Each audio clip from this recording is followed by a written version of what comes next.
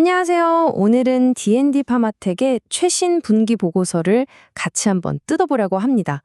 그냥 발표된 숫자만 보는 게 아니라 그 숫자 뒤에 숨어 있는 진짜 투자 기회와 또 조심해야 할 점은 뭔지 저랑 같이 한번 따라와 보시죠.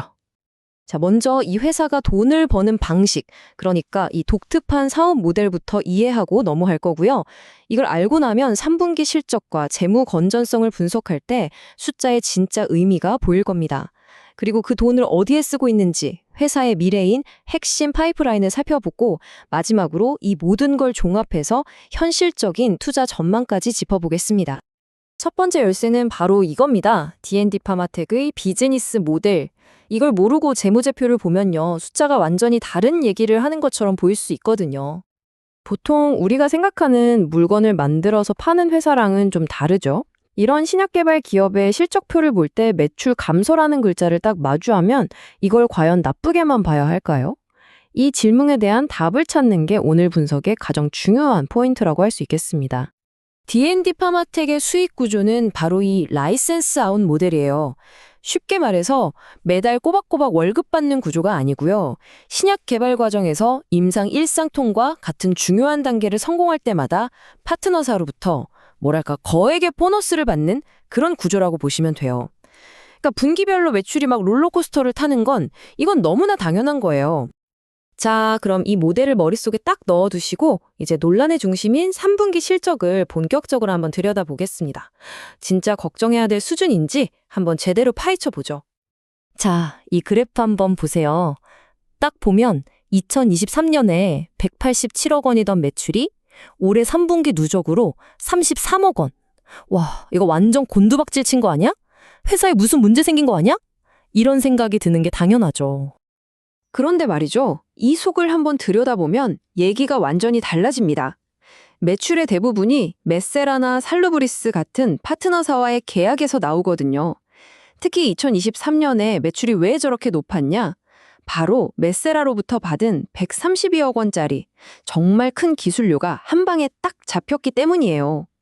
말 그대로 대박 보너스가 터진 거죠. 그러니까 결론은 이거예요. 이 매출 감소는 사업이 어려워졌다는 신호가 전혀 아니고요. 그냥 작년에 엄청 큰 보너스가 들어왔는데 올해는 그게 없었을 뿐이다 이겁니다. 이게 바로 라이센스 아웃 모델의 특징이죠. 이런 비즈니스 모델의 변동성에는 우리가 좀 익숙해질 필요가 있어요. 그러니까 이렇게 매 분기마다 널뛰기 하는 손익계산서만 보고 있으면 이 회사의 진짜 실력을 알 수가 없어요. 이제 이 회사의 진짜 체력, 그러니까 금고가 얼마나 두둑한지를 보여주는 재무상태표로 한번 넘어가 보겠습니다. 투자자라면요, 이 둘의 차이를 진짜 명확하게 아셔야 돼요. 단기 실적 발표에 주가가 좀 흔들릴 순 있어도 진짜 중요한 건 이 회사가 신약 개발이라는 긴 마라톤을 완주할 체력이 되느냐, 바로 이겁니다. 그 답이 바로 재무상태표에 있죠. 제일 먼저 눈에 확 들어오는 숫자가 있죠. 바로 379억 원.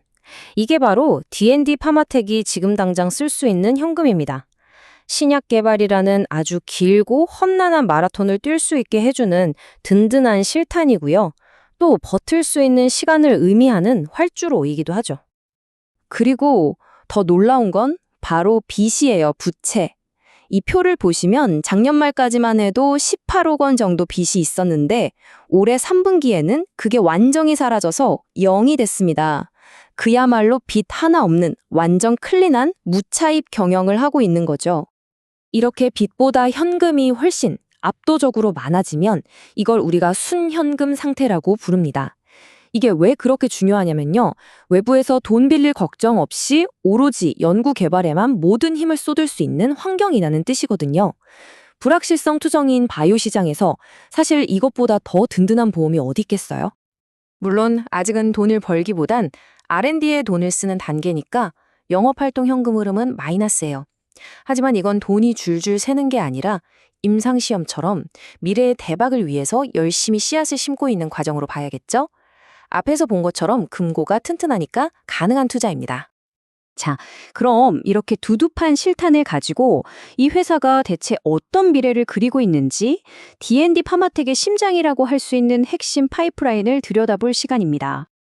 회사가 뭘 개발하는지 보면요. MASH, 그러니까 지방간염, 그리고 비만, 파킨슨병처럼 아직 인류가 완전히 정복하지 못한 정말 어려운 질병들을 정조준하고 있는 거죠. 이 중에서도 지금 시장에 모든 돈과 관심이 쏠려 있는 MASH 치료제 DD01이랑 먹는 비만 치료제 기술, 이게 바로 핵심 중의 핵심이라고 할 수 있습니다. DD01이 얼마나 대단한지는요, 이 데이터 하나면 설명이 끝납니다.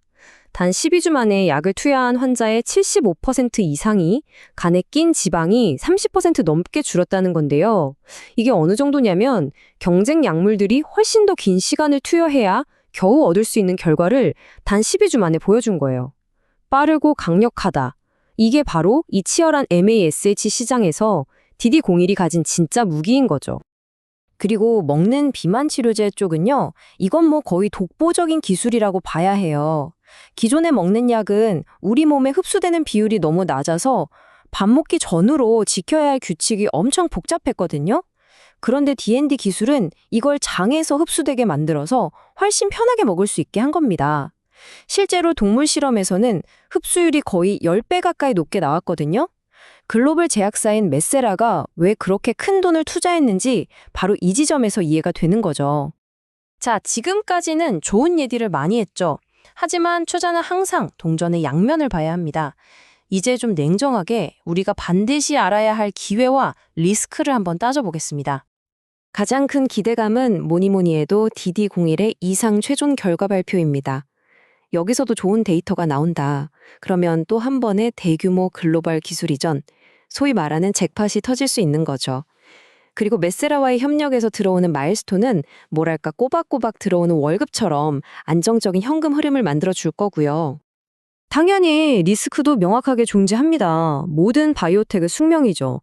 임상시험이 실패할 가능성이 가장 큰 리스크고요. 또 지금 매출이 특정 파트너사 한두 곳에 너무 몰려있다는 점, 그리고 이미 시장을 장악하고 있는 거대 제약사들, 이 빅파마들과의 경쟁에서 살아남아야 한다는 것도 절대 잊으면 안 됩니다.